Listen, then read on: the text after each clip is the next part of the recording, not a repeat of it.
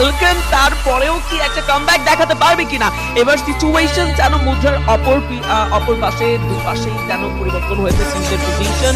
একই প্লেসে আমরা আবারও দেখতে পাবো দুটো টিমকেই, তবে সেই জায়গায় এইবার সফরেন চলে গেছেন এজ এ গ্লোবাল নিচে রয়েছেন এবং তারা হয়তো প্রেডিক্ট করে নিয়েছেন যে আগে থেকে সেকেন্ড ফ্লোর ক্যাপচার করার ট্রাই করবে টিম ফালকন এবং ফ্রন্ট লাইনের প্রেস থেকে তাদের কাছে থাকছেন এবং মিনি মুভি এবার চুজ করতে দেখবো বেশ কিছু প্লেয়ারকে। দেখো প্রিভিয়াস ম্যাচে মিনি মুভি বেশ ভালো একটা ডেডলি ওয়েপন ছিল, এবার লং থেকে ডিউ চার্জ, লং থেকে ভালো প্রেসার দিচ্ছেন, বিএসএস দিয়ে ভালো কিছু চার্জ কানেক্ট করে ডাউন করার চেষ্টা। অলরেডি লিমিট X7 কে পিক করে নেওয়া হয়েছে, তুলে নেওয়া হয়েছে। শর্ট রেঞ্জে রয়েছেন সাইফা।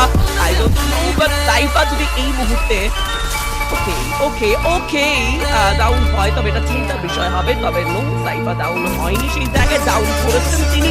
কেরোরো এন্ড অন ফায়ার দুজনকে তুলে নেওয়া হয়েছে। Falcon what a good start buddy, এটাই loose, I don't know why Tina এটা অনেক বড় একটা রিস্ক হয়ে গেছে। একা তিনি এন্ট্রি নিয়েছেন একেবারে শেষ রাউন্ডের দিকে রয়েছে আমরা। এটা টাইমিং রাউন্ড হতে পারে, নয়তো বা লং হতে পারে আরো ম্যাচ।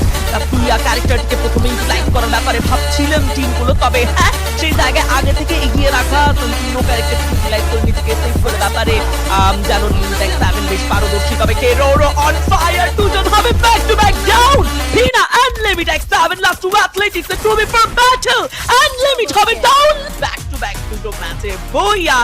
and এই